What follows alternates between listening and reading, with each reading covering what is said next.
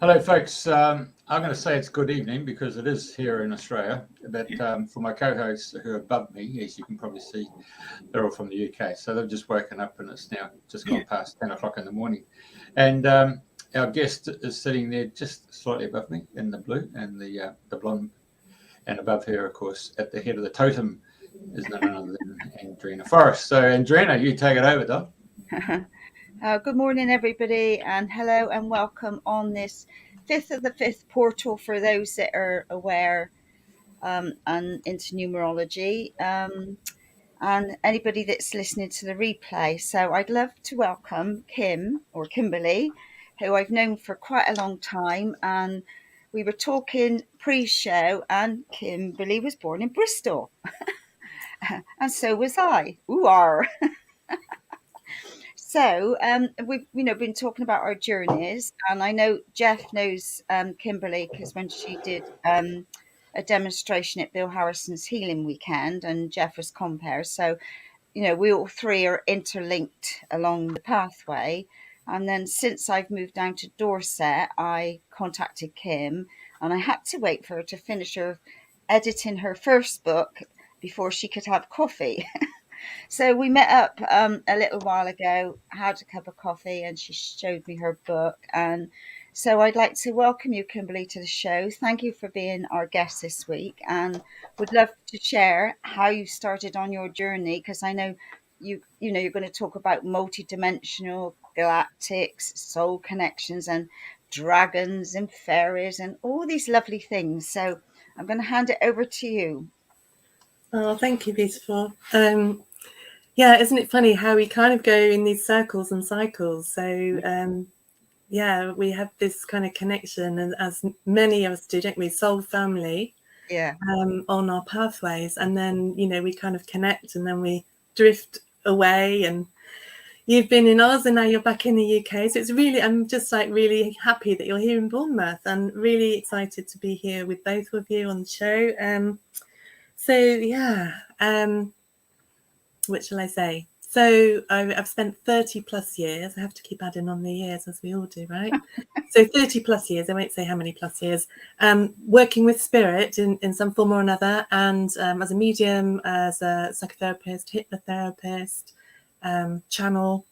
And I love to help people to connect with spirit, with their higher self, and with their intuition, and to come into their heart. So, all of the kind of healing that we are on this journey of releasing all of our this lifetime, shall I call it baggage, traumas, whatever, all the limiting beliefs that we've been programmed with in this lifetime, but also from past lives and from our ancestors.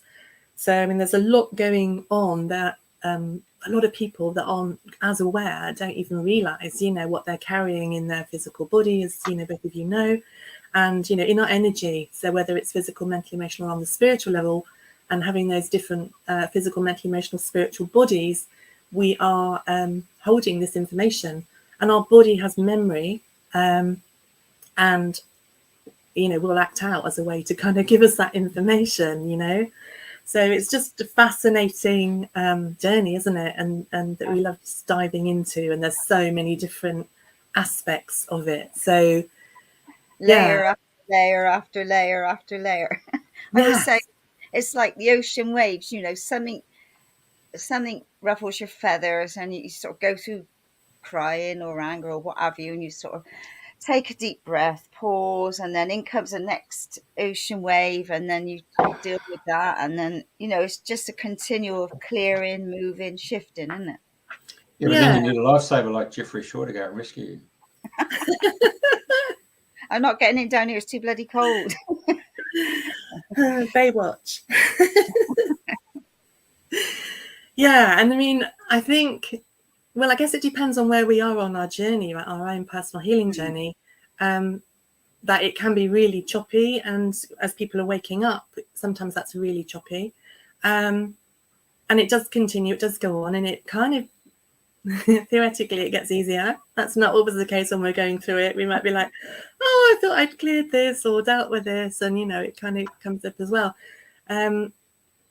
but yeah, there's been so much going on with the energies, obviously, in the past couple of years, and this year in particular, there's a lot of energy shifting. The way I see it is really positive, but it is bringing up lots for people. And, you know, we're as empaths and healers and psychics, we are connecting with the collective unconscious. I mean, we all do that anyway, but some people aren't aware of that. And so sometimes what I see is that people are going into stuff that they have cleared, but they're tapping into the collective and then they claim it as theirs. So I kind of do want to remind people to kind of like be aware, is it actually yours? We, you know, we feel it, especially when we're kinesthetic, like I'm full body empath. And I'm doing this all the time, but I spoke with somebody the other day, friend, and all of a sudden my chest is painful and I feel like asthmatic, and then I'm telling all kinds of stuff that I didn't know about her childhood to help her clear stuff, you know. But it's like we feel things and then we think, what's wrong with me? Why am I crying? Or why am I sad? Or whatever. But of course, there's so much going on in the world and we are all connected. We're all one, right? And we're connected with the earth. And so we're feeling it. Or some people are feeling more, or just it's like, you know, coming up in thoughts. Just however your awareness is coming to you. So it's about being gentle with ourselves, really, rather than rehashing the stories, because sometimes we have done it, we've cleared it. Sometimes there are deeper levels that are coming back up, but also we've got to remember that there's this collective energy that we're all a part of. And so don't make everything yours.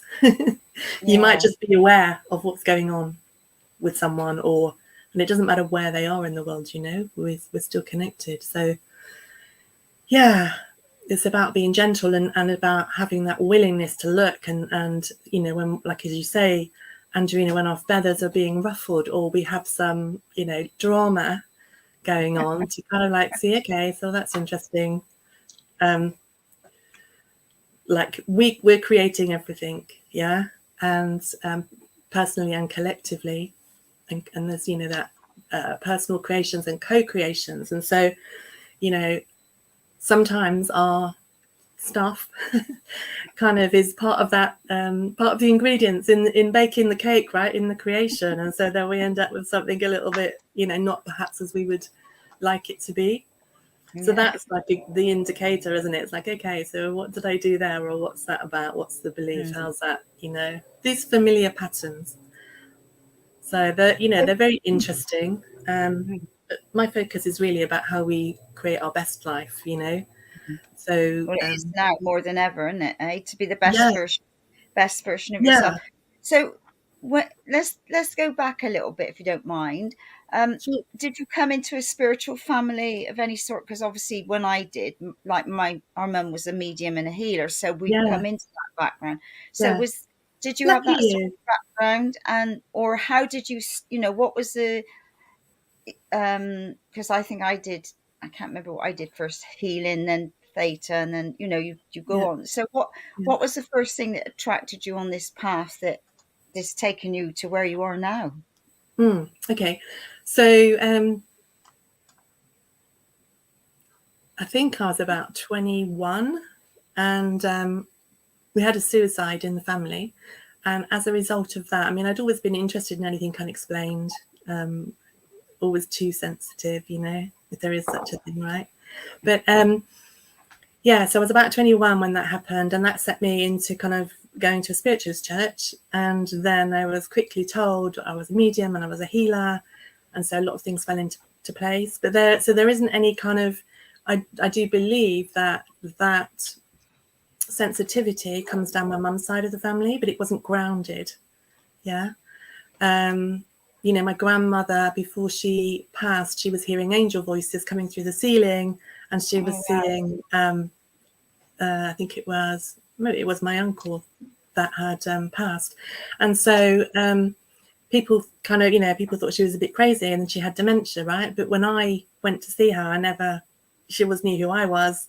And I was like, well, of course she heard angel voices coming through the ceiling, because of, you know, spirit were waiting for her and you know, letting her know. She had a lot of faith, right? But she didn't have spiritualist beliefs, although she was Welsh. And so my roots are kind of Celtic, and And I think so some of my ancestors were miners, and I think that actually when the men were down the pits, that the women used to kind of do all kinds of things, and kind of probably a lot of them I know had like seances or whatever. I don't know if my grandmother was ever involved in that, but definitely that sensitivity has come down that line. But yeah, my family, they weren't, you know, my mum was actually quite scared of clairvoyance, because she'd been once told by a clairvoyant that my other grandmother was going to die on a certain date, which is never something I would tell anybody that I asked to be given. But that didn't happen, but it did happen a year later, to the exact day that she was told. So that was interesting. And on the day that she was told that it was going to happen, she'd gone into hospital with double pneumonia, and then a year later she passed. So that kind of freaked my mum out, you know. And so yeah, so there's not that understanding. So I'm kind of like the odd one out in the family. Really? I really wish I had that family, you know, that kind of were into it. And then, you know, but we all got different journeys, haven't we? So it's all good. Yeah, but then from that point of view, I blocked it all, because there was seances and trumpets going around and all sorts of going. So I totally closed down, because it just, when you're young, freaked you out. So Right. anyway. Yeah. Interesting. Anyway, yeah. So that was kind of like my starting point, and then I very quickly started working in a development circle and working with a medium, wonderful medium, and then I started working on platform probably about 4 years after that. So I was quite young when I started working on platform and in the churches. I did that for about 10 years, and then I stepped back because I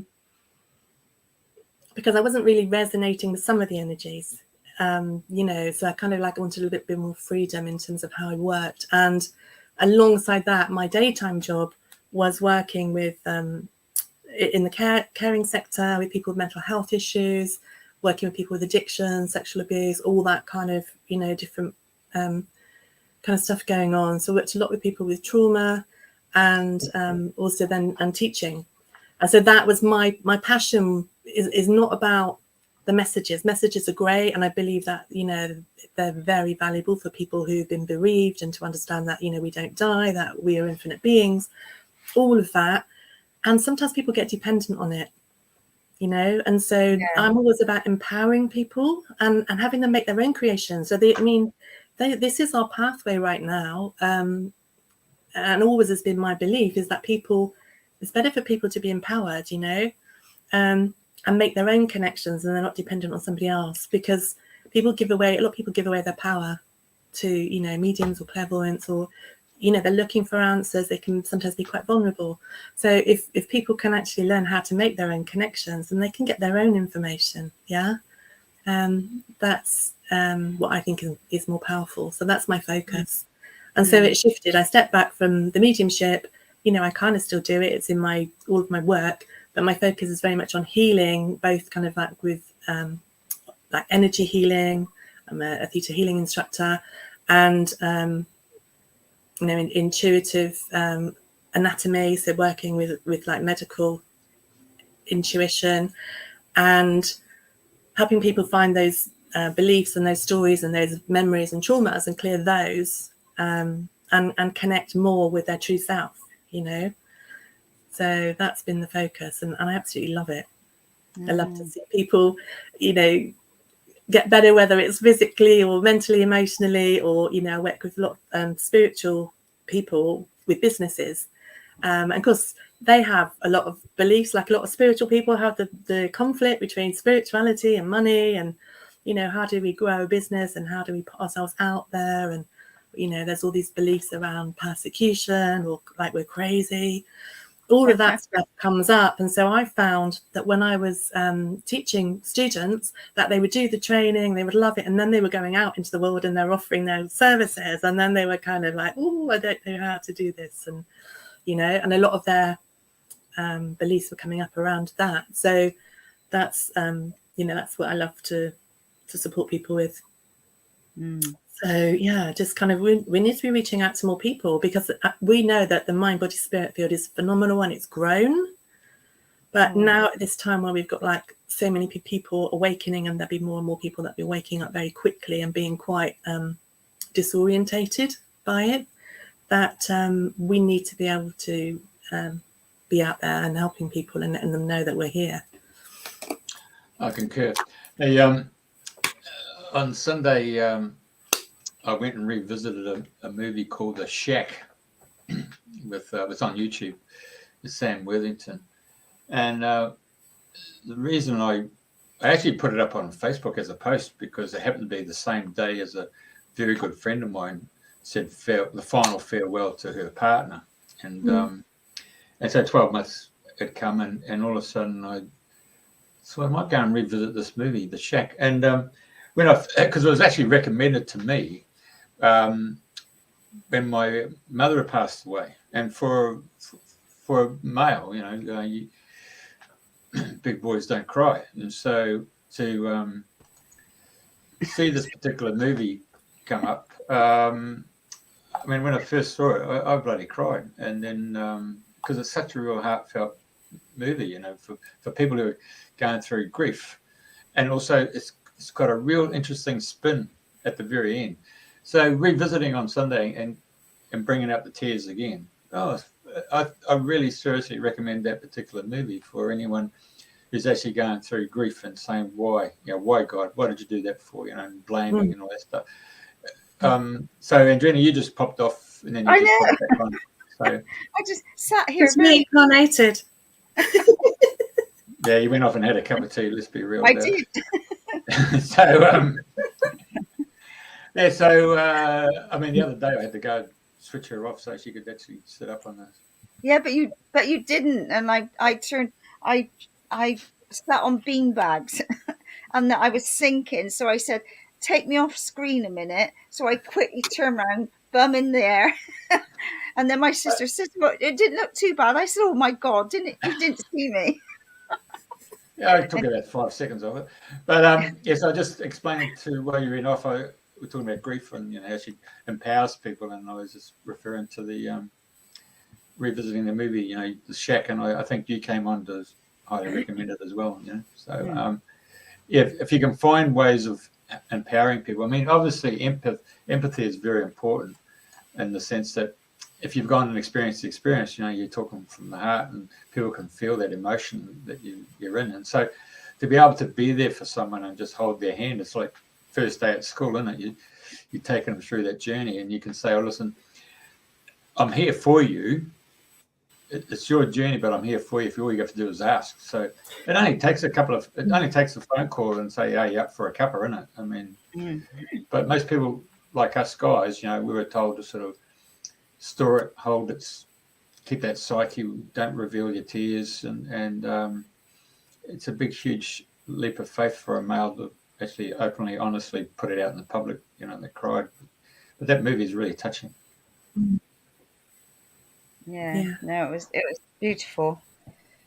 Yeah, and I always say, if I can be the best version of me, I can help others to be the best version of themselves. Whether it's through health, nutrition, exercise, just meeting for a coffee, which I enjoy, and just catching up and chatting and just seeing where people are at. And, and I say to anybody, if you want to just sit and talk, no judgment, I'm happy to listen, and I had a friend come round to see me a while ago, and I just sat and listened for an hour, and she said, "Oh my God, I just realized I've sat for an hour and you've just listened and held space." And I said, "Well, that's what it's all about." But she was really offloading, and so I just sat there and I thought, well, she felt better for it, and that, if we can just be there for people, I always speak to people in the supermarket. I always say hello, and and sometimes people speak to you and sometimes they don't, but I think, well, as long as I do my bit, that's the thing. We're all doing our bits in different ways, aren't we? We've all got different roles, haven't we? And different gifts and abilities, and different people resonate with different people. So there's never kind of like too many people, right?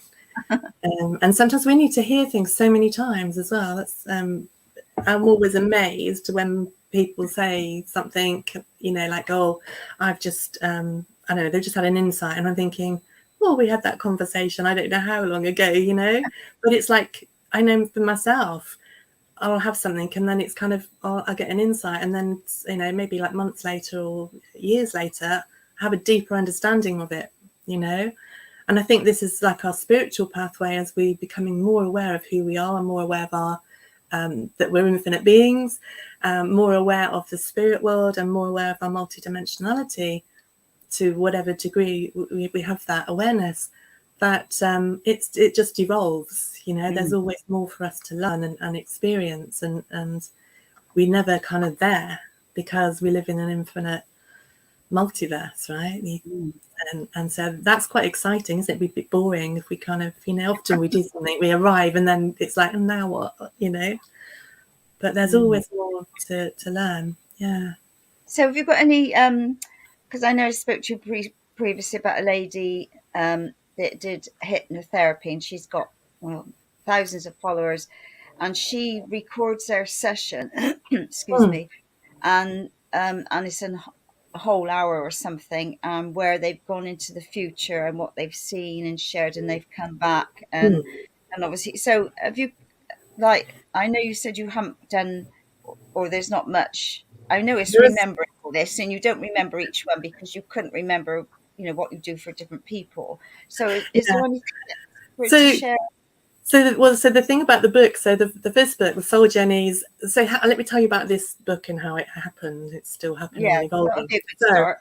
Yeah. So basically, the reason why I did the book, the reason I thought I was doing, not the book, what I did as a lockdown project, lots of people have these little lockdown projects that they've done, haven't they? So basically I decided that I would take, so I've taught hypnotherapy for a number of years. I decided that I would take the past life regression module, that I would expand it and put more of the galactic information in there. And I would teach it online because of the lockdown. And so I decided, I give myself hard work, that I needed to do some videos so that the students would have some, like a training vault of different videos. So I did about 30 sessions of hypnotherapy that was 60 to 90 minutes long, sometimes a little bit longer. And, we went kind of everywhere, past life, future life, between lives, galactic lives. We've got dragons, fairies, elves, a lot of galactic beings. And so there's so many stories, but I've got them videoed. Now, some of the people gave permission for them to be either audio release or video release, and some of them are on my YouTube channel, and the others are in the training vault or audio. Yeah. And so basically I was going through the transcripts and transcribing the sessions, which was, because when we're in trance, we're even more disjointed in our speech. We think that we say, a sentence, but actually we probably say like 3 different sentences in one sentence. We stop and start. So actually kind of going through and transcribing them. After I'd done that, I was going to put one book out because Spirit had told me, no, we want it to be a book. It needs to go out to more people. So I was like, oh, okay. So there was so much to do and to learn about in terms of the whole kind of publishing and so forth. And it was about 2 weeks before the book was due to go live. And I ran a workshop. There's a lot of people there, and I took some email addresses down. I was giving away some meditations, and somebody had told me, I've written a message for you. And so the message said, and I was having trouble at this stage trying to get the flow of the chapters. I had the first few, I had the last few, but I wasn't sure about the middle ones. Anyway, she said to me, oh, you're going to be writing another book. And I thought, well, yeah, I know that, but that's fine. And then as I was trying to sort out this chapter flow to get the book finalized, I realized that it was 2 books. That actual book was 2 books. And I was like, oh gosh. And then I'm like, no, that can't be. And, I was freaking out, so out of control with it all. I was trying to be all organized and whatever, but it was like, it's just had its own journey, and obviously I think that, the people that came together for this project, some of them were clients and some of them were people who were students that have worked with me before. was just amazing, and the information that came out of it, you know. And so I do believe that spirit had this plan. I mean, I wish they'd informed me and told me, look, we're going to write 2 books, but they didn't. And you know, this is how it's evolved. So it's been a really big lesson for me in terms of surrendering to the flow, you know, like right at the last minute it's all changed. And that's the kind of nature of the energies that we've got going on right now, isn't it? It's like we don't know whether we're on our you know, which way up we are. I was going to say our head or our arse, right? Let's be honest. Trying to filter my head sometimes. Yeah, so basically it's like we don't know where we are, and we're kind of like creating new ground. And so a lot of the information that came through was, you know, as well as the past lives, between lives, and the future lives, was about kind of like the new earth, you know, and moving forward. And a lot of the beings that came through were giving so much information that I was kind of, okay, so yeah, it really, I want to put the past life, between lives, future life bit in the first book. And it's really hard to try and split them, you know, to get just past life, because you can never tell where it's going to go. You know, we aim to be going in one place, and the person's higher self is in charge, right? Not me as a hypnotherapist. And so what happens is that we go wherever we need to go. And so that was quite tricky. But then I thought, okay, I see, when I got the order and we'd split it into 2 books, that there is some kind of order. So like beginners will understand like the past lives, and then they're going to start hearing about the galactics, and, you know, that'll be fun. And in the second book, there's more of the galactic information. I mean, there's still past lives and between lives in there, but more of the galactic and channelings and stuff. Yeah. So yeah, it's been such a journey. But the individual stories, they do kind of roll into one, because I really, it feels like non-stop, you know, like eat, sleep, breathe, the books. And one story goes, and you know, it's like, I think it was 120,000 words all told. So editing and like the amount of times I've had to listen to the sessions and listen again, and you know, so yeah, it's just all a bit of a blur in some ways. There are things that stand out. And so, you know, there were people that went to what they thought was a future life. And sometimes they're not sure where they are, you know. They think, I was telling you a little bit earlier, there's somebody who went into a future life. I think they thought it was 2060. But then they wonder whether they were going back to the past, because what they were seeing wasn't like they would think a future would be, you know, where everything progresses, and like maybe we go into sci-fi with flying cars or something or other.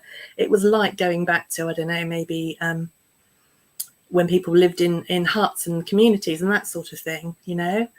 And so the journeys kind of are sometimes a little bit disjointed, or you start off with that and the person's not quite sure, and you're exploring, you know. But you know, then usually it kind of makes sense, you know, and we think, oh, you know, right, so that's what that was, and that links with this, and they see the links between you know, whether it's a past life or a future life, or connecting with the galactic parallel life. It usually has some kind of healing impact on their current earth life. Isn't it funny how we kind of say past, present and future, but really there's no time, so they're all parallel, right? Yeah, there's only now, isn't there? Yeah, but it's like knowing that on the mental level, but actually really kind of like grasping that is kind of another thing.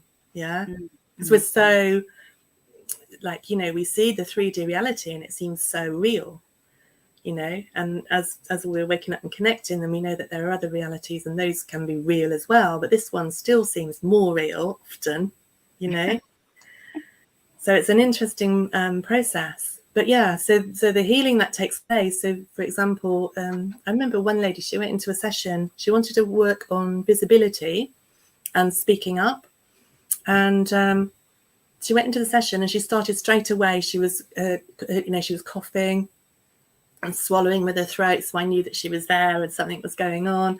And I said, what's happening now? And she said, I've got a pitchfork through my throat, you know. So it's like straight away we're in this drama. Yeah, it's just really interesting that, you know, just the stories. So there are some upon my YouTube that people can look at, and in the book they're all the different journeys, and I've tried to kind of leave it pretty much as it was in the session, changed the names obviously for confidentiality.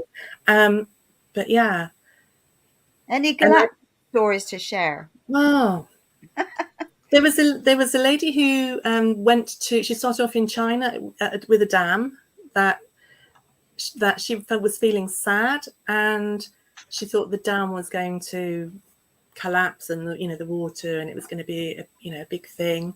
And I was trying to figure out, well, how does the dam in China impact, like, on a global level? Like, I didn't really think it would. But I think from what she was saying was that she was seeing then more floods, and it was almost like the start of something.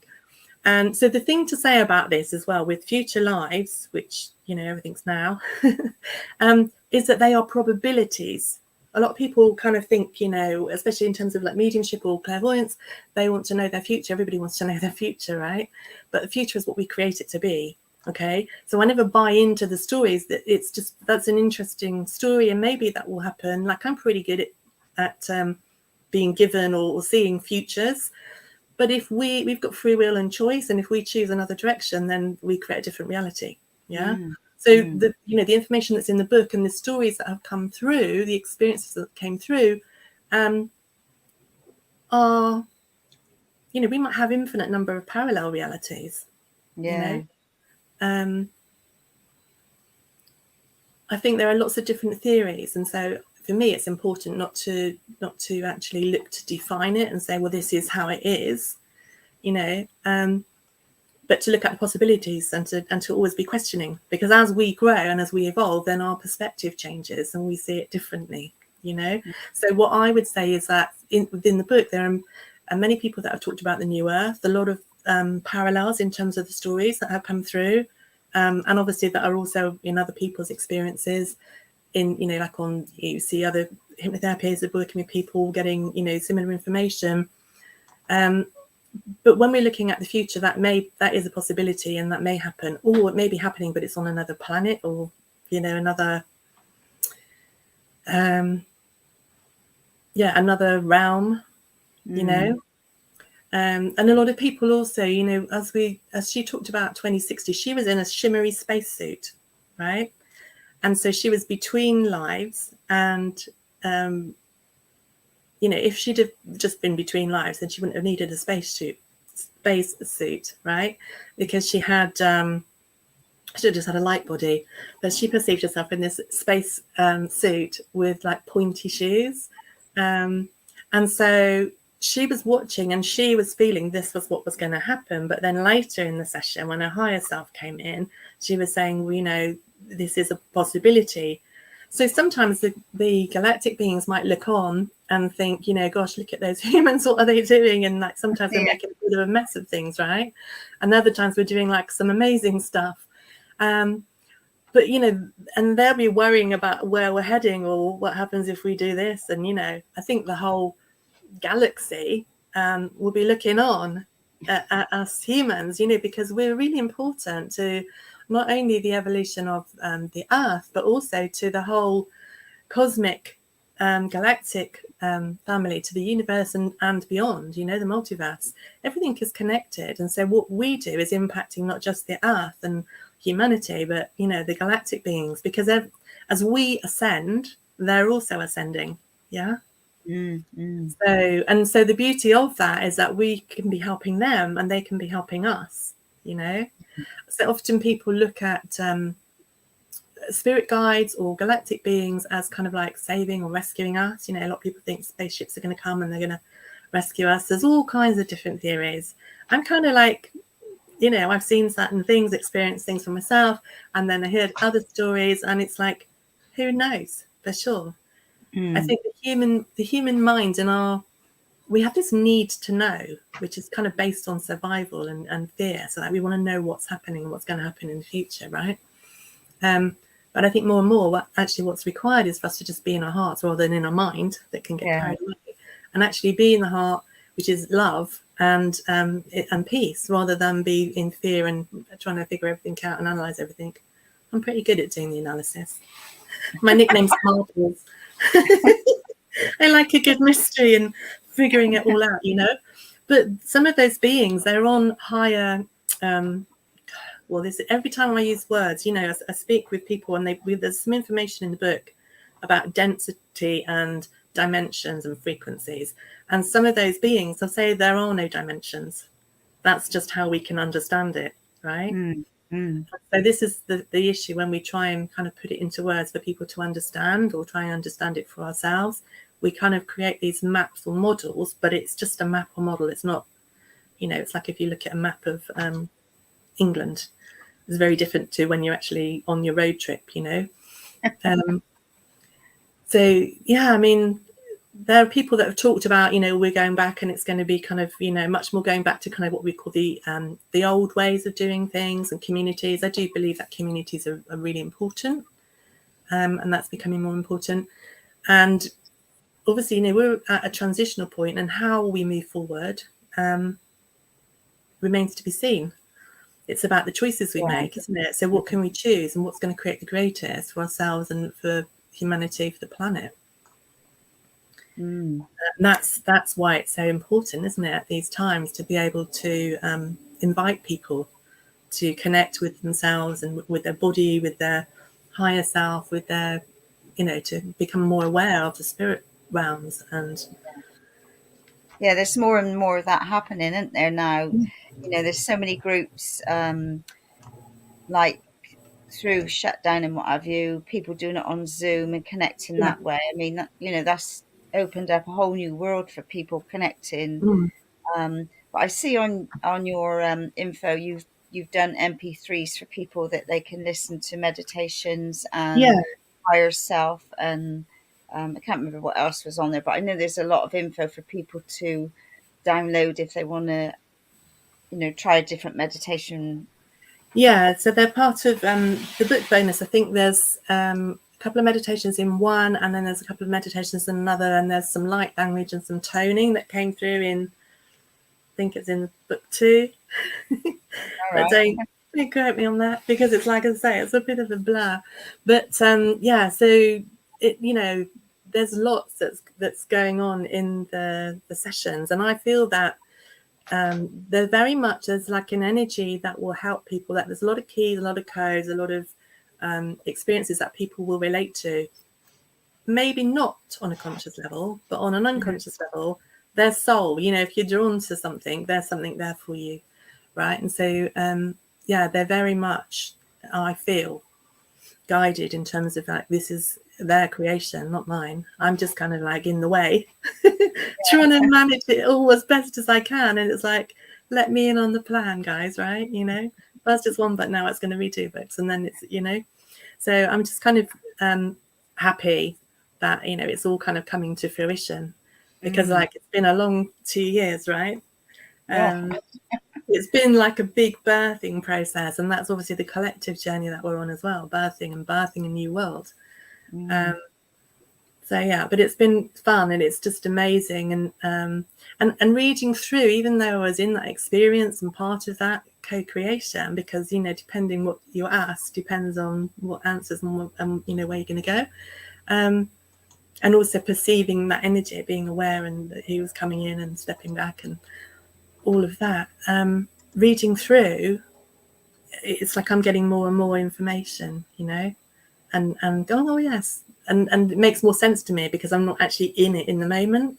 So at some point I will gather a little bit more of kind of like, you know, I've got excerpts from like the dragons come in, and they're really wise, and, you know, they talk a lot about the heart and purity, and a lot of part of like how the cosmos was born, and, you know, because there's a lot of misunderstanding and different theories from different religions. I was going to ask about the dragons. I was going to say, let's get on to the dragons, because well, you got a sister who's a dragon, isn't she?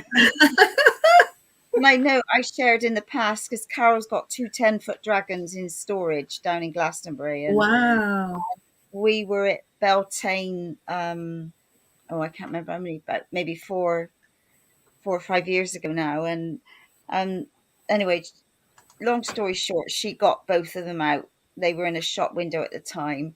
So it ended up that I was pulling a dragon, and we were all lined up for this parade, and we had the green men and the, you know, the Chinese dragon, you know, with the red, and they all go along underneath this whatever, and then the man at the start of the Green Man, he said, "Come on, girls, you can lead the parade."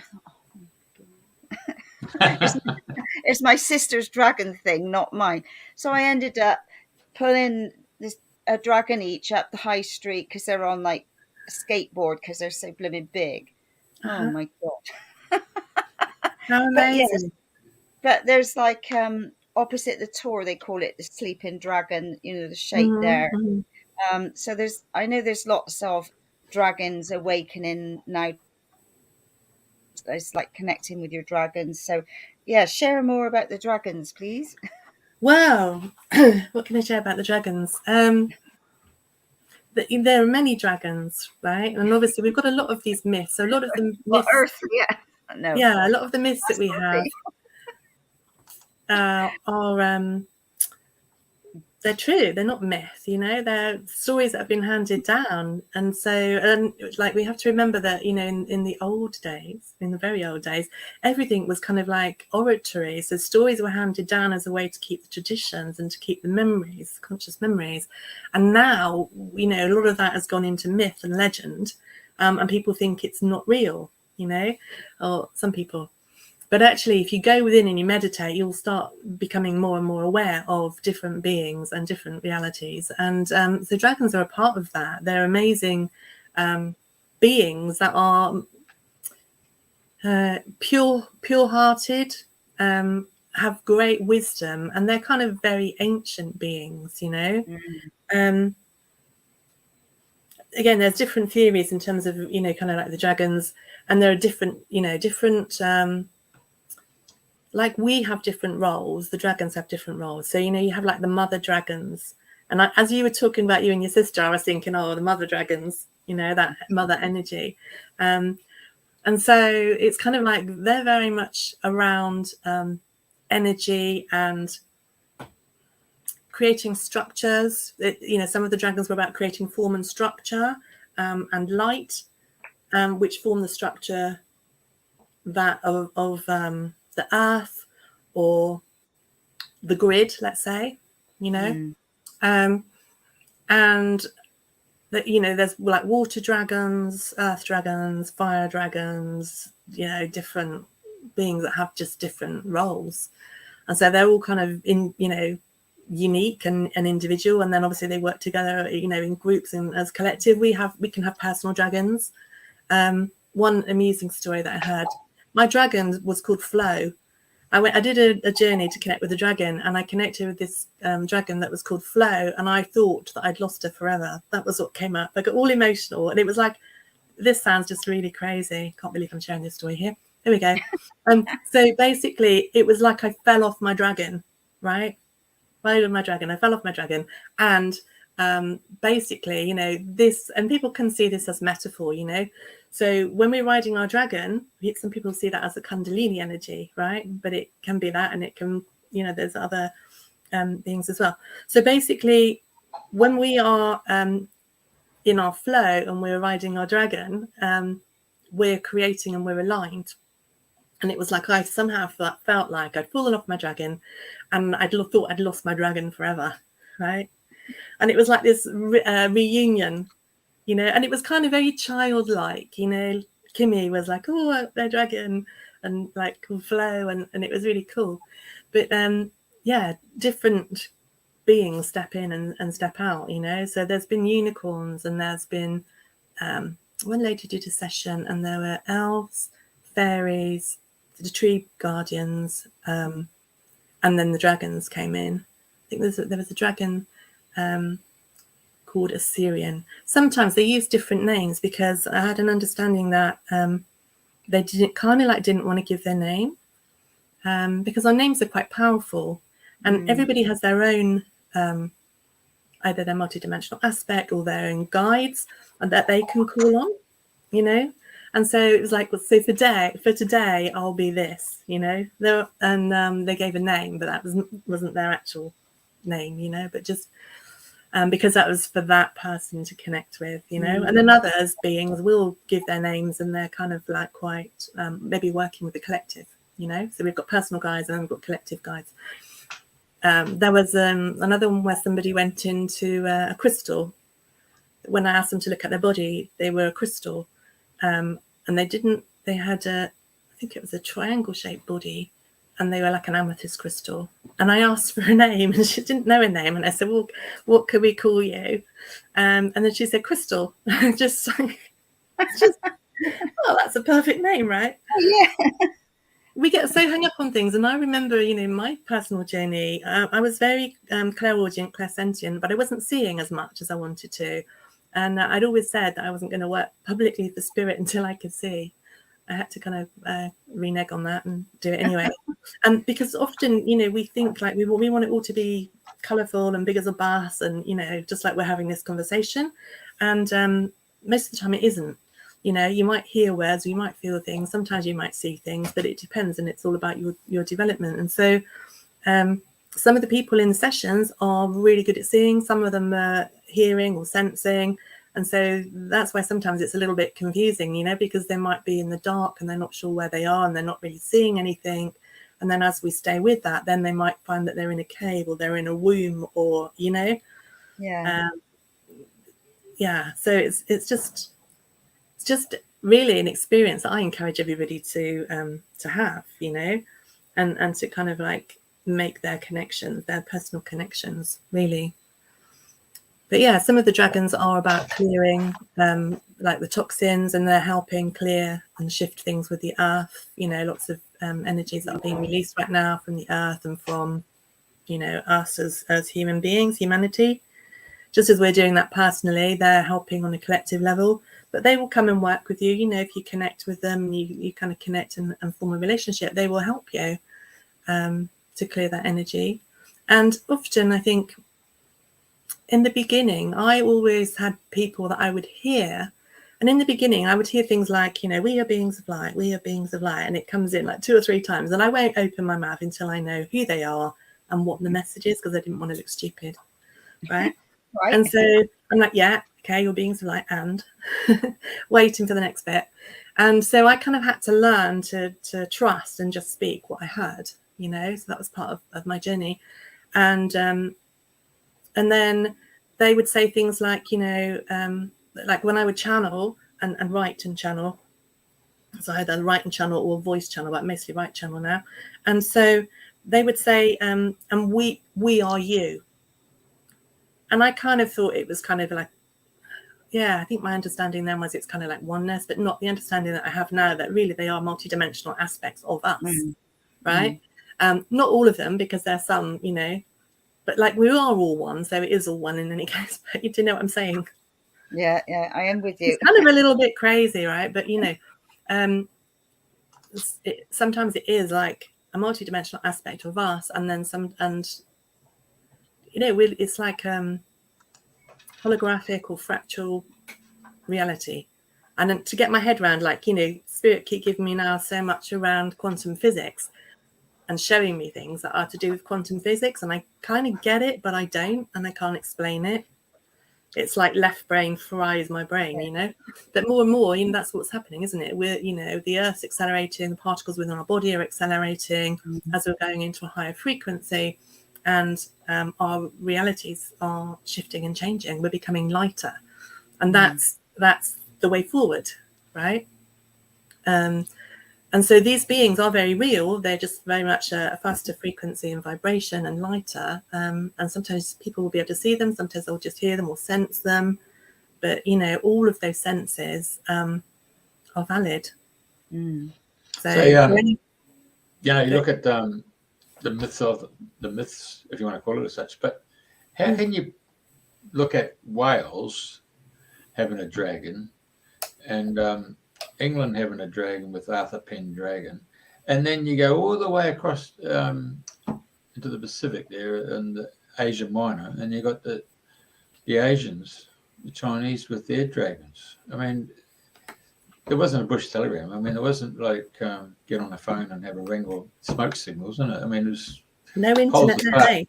No, but it was amazing how those three cultures all came together on the same same concept of a dragon. And then, of course, in the star system, there is a Dragonus system, home of the dragons.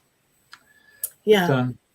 But many of the beings talk about, times in the past where they came to different areas.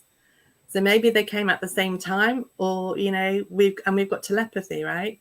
And some people now are telepathic, and back then, they were much closer. A lot of people are much closer to the land, like the First Nation people, Aboriginals. They were very, very connected. Yeah. And we just are so busy that we disconnected from the earth, from, the mineral kingdom, the plant kingdom, the trees, all of those are beings, and they are wise. If you sit with a tree and you channel the tree and connect and commune with the tree, or a crystal, the information and the love, they're conscious beings. So, we're becoming, that's beautiful. They're becoming, is that one of mine? Yeah. I was like, oh, did I take that picture? Yeah. That's lovely. It's Kingston Lacey. It's beautiful. Oh, it's almost like a Garden of Eden when I went there. I loved it. Oh, yeah, I've seen the sign, but I haven't been there yet. Oh, we'll have to go. Right, you're on. Yeah. So, they're all conscious beings. And so as we connect more with nature, I mean, if you look at the Egyptians talk about the netters, the gods, right? And netta is a word for nature. Yeah. And it's like, to me, God, source, whatever you want to call it, is everything that is. Yeah. We'll go there, actually, Andrena. And where's that? That's really lovely. We'll go there. That's like a Garden of Eden as well. Oh, that's nice. I like stones. It's like it's a little bit like Stonehenge kind of setup, but it's I think it's Wareham. Anyway, we'll go. Right. So basically, we connect with nature. We can have all this wisdom that comes in. That's from the New Forest. I love the New Forest. Oh, I got to go there as well. Yeah, the horses and the wild ponies. It's such a beautiful place. Yeah. Yeah. So, go and sit. Like I went and sat, and there were a lot of horses in the New Forest. I got this little tribe that when I first moved to Bournemouth, I was driving past, and I kind of caught them out the side of the window, and they were hiding in amongst the trees, right? And there was about 20 of them, little Shetland ponies. I called them my little shorties. I'm very childlike.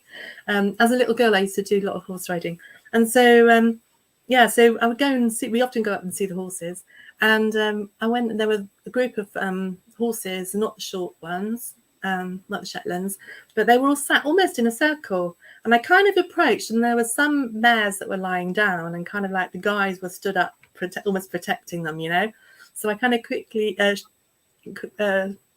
slowly approached them, trying to be quiet and calm. And some of them went to get up, but they stayed lying down. And I sat down cross-legged in this circle with the horses, and it was so peaceful. And it was almost like they kind of accepted me, and it was just really beautiful. But it's like most of the time we're too busy to be doing those things, And there's just so much information that, when we, the light that comes in from the higher realms, we're conduits. Yeah. And so often, I mean, I know a lot of people do this consciously, do grid work on the earth and walk certain places, but we're actually conduits. We've been born at this time for a reason, at this pivotal time. I mean, things are always changing, but so much change is happening, isn't it?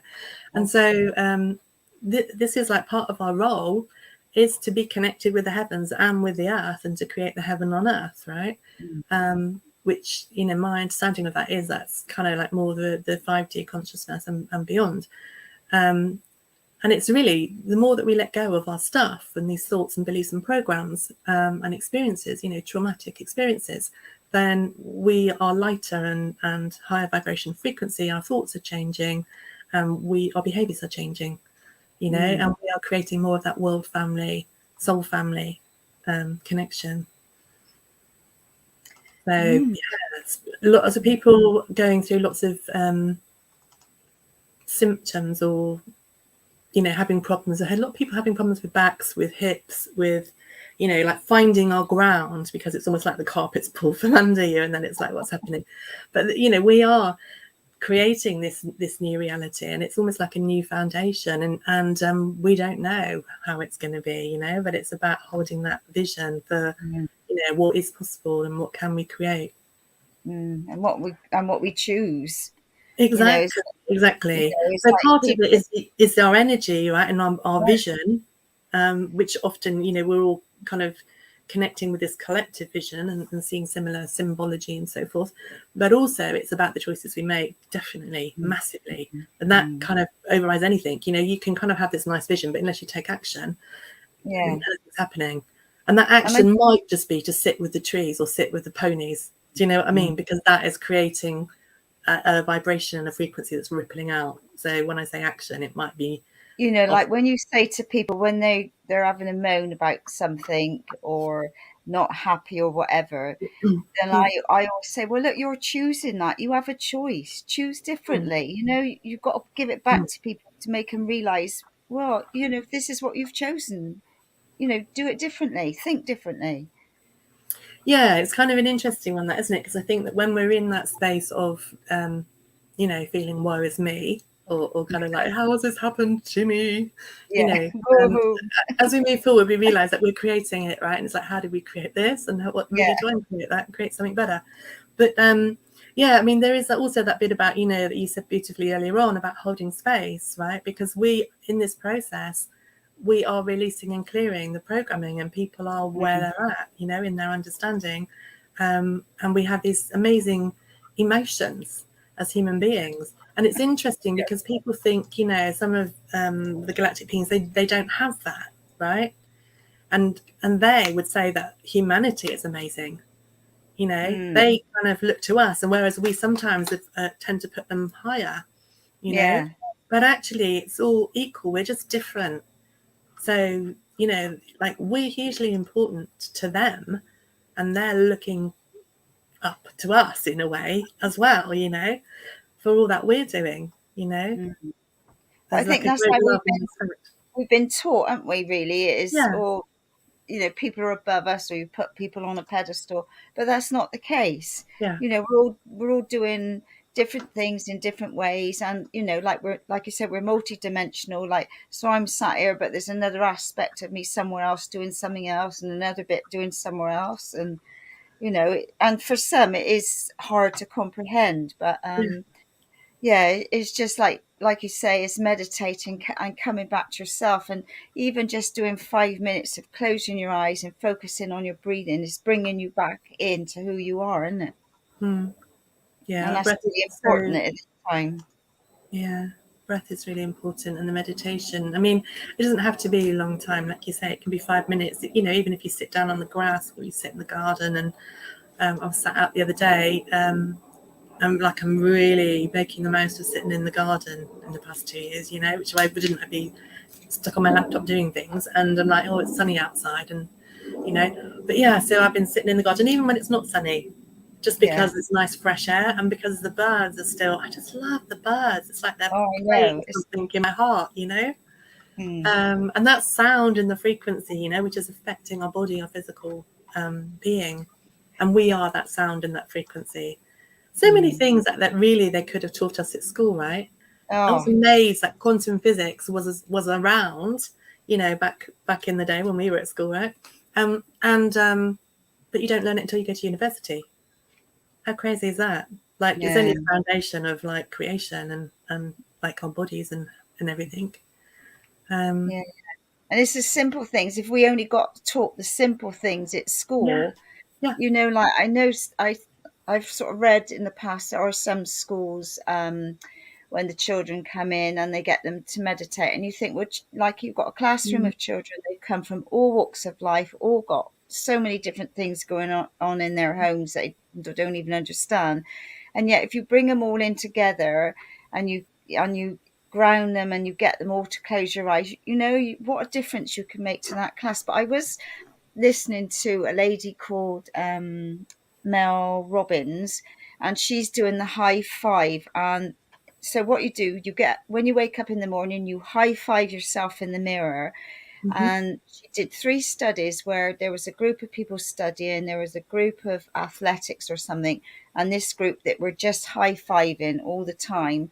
And the high-fivers came out over everything. And she said, because you look in the mirror, or not everybody, but you think, oh my God, look, oh, I got another wrinkle, oh, look at my grey, and you're constantly criticizing yourself. But when you go in, you high-five, and you're lifting your vibration up, and you're doing that more and more, and you're acknowledging yourself. So I've been getting my little grandkids when I was with my son to do it, and so they come in and they go, high five, Nana.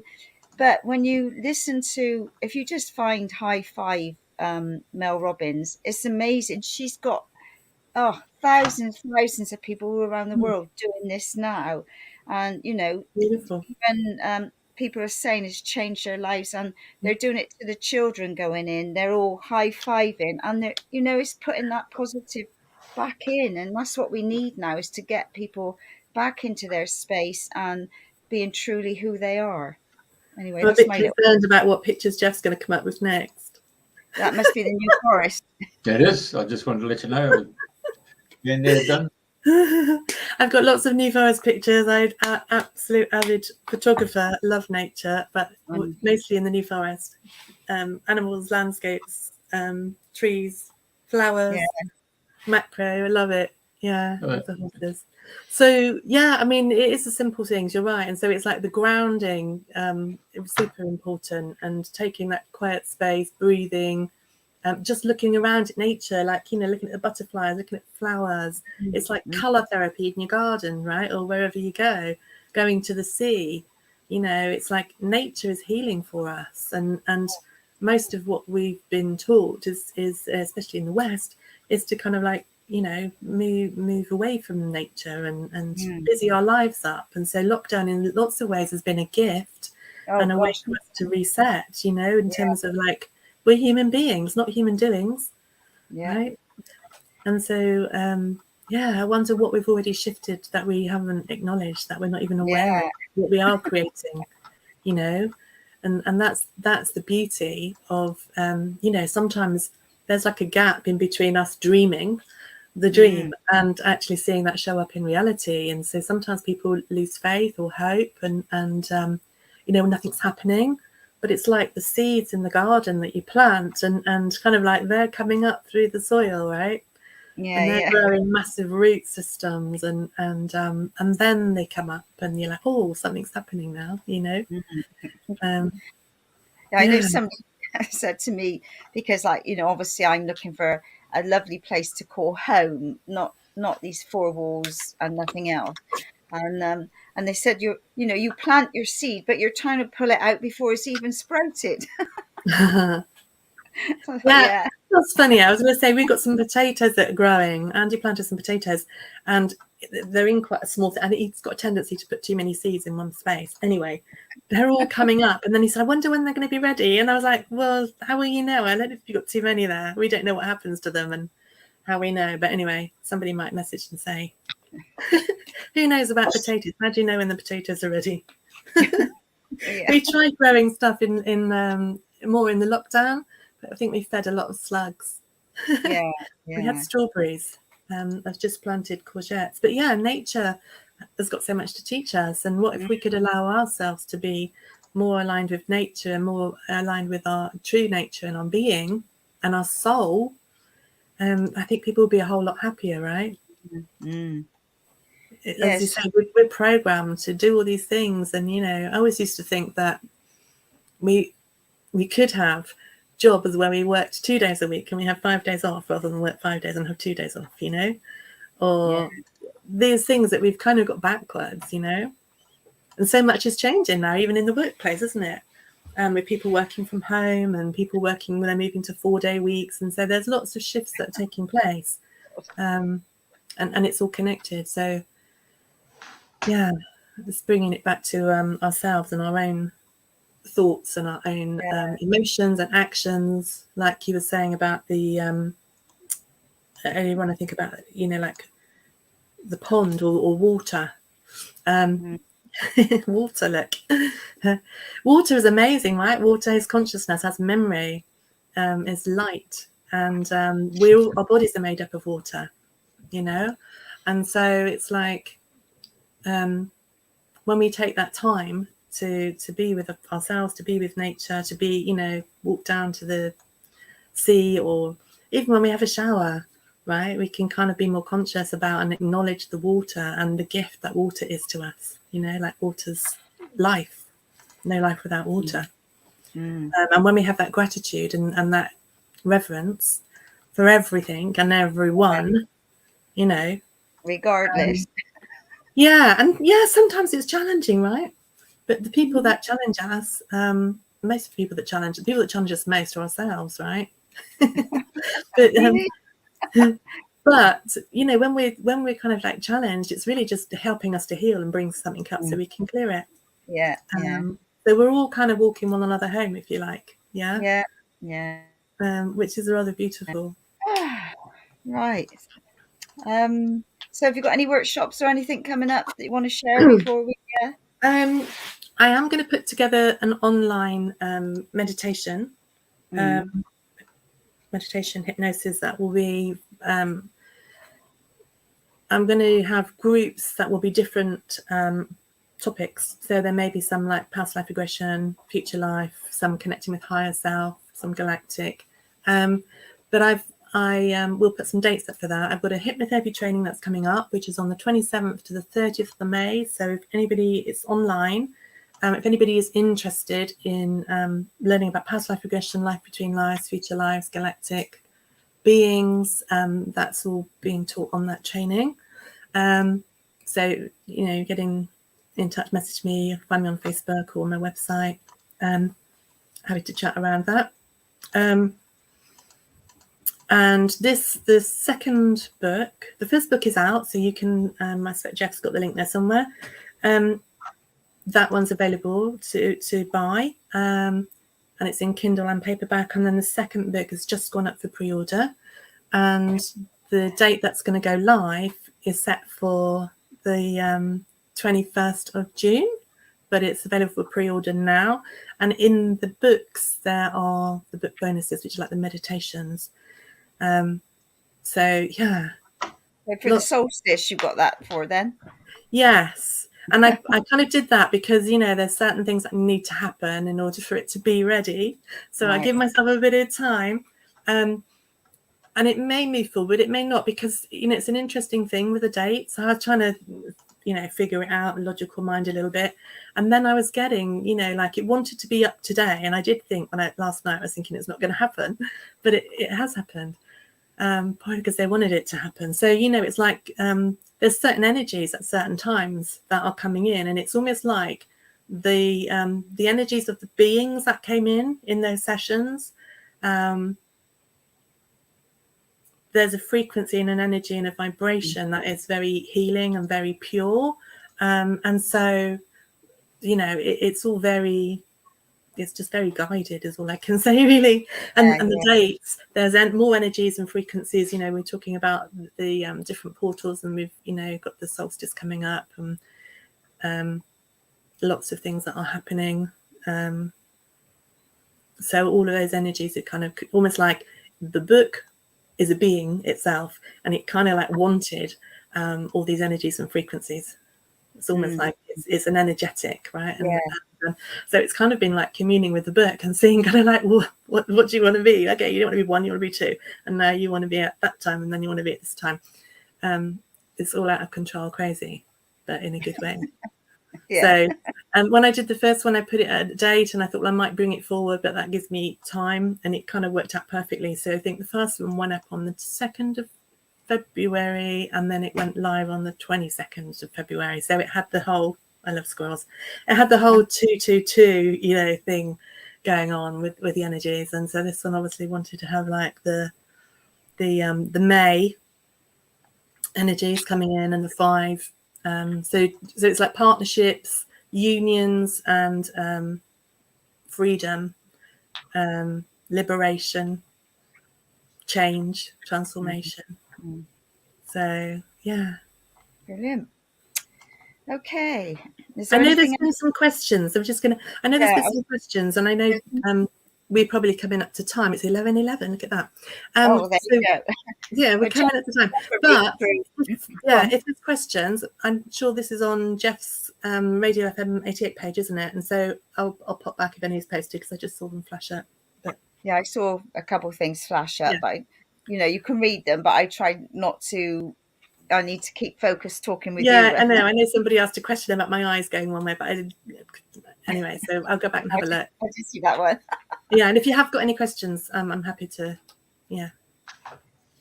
answer. Yeah. So for people in Australia who are watching, they can just contact you through Facebook here. And, Facebook's a good place, yeah. And you can do a Zoom session or a Skype session or whatever. Yeah, all my sessions I do are on Zoom, and that works really well. Very good. Yeah. Maybe it's your website as well. All right. Okay. You're a star. Again?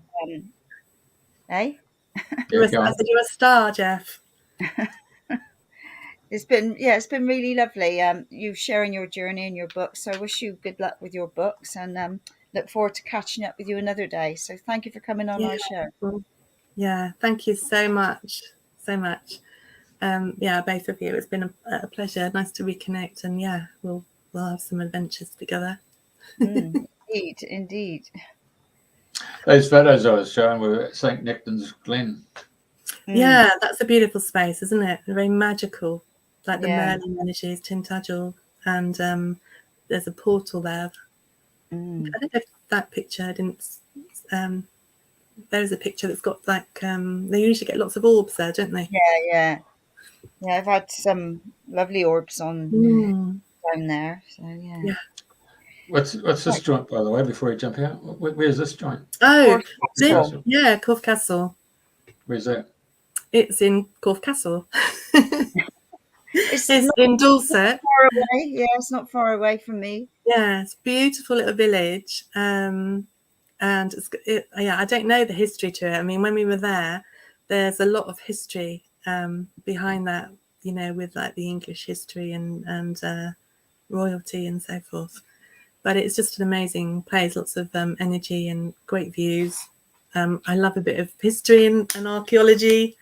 So lots of these places are kind of like power points, Yeah, because I went to Badbury Rings the other week. And then I'd gone from somewhere else. Where else had I been? I don't know. I suddenly found myself at one. I'd done Stonehenge. I'd done Badbury Rings, and there was somewhere else.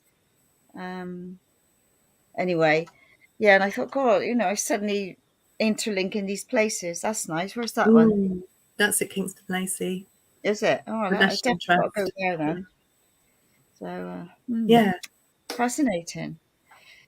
Yeah, there's some lovely places around here to explore. I've only done a few, but I will be out and about exploring. So, and like you, I love taking photos as well. So, all good fun. Anyway, thank you very much. Thank you, both of you. Pleasure.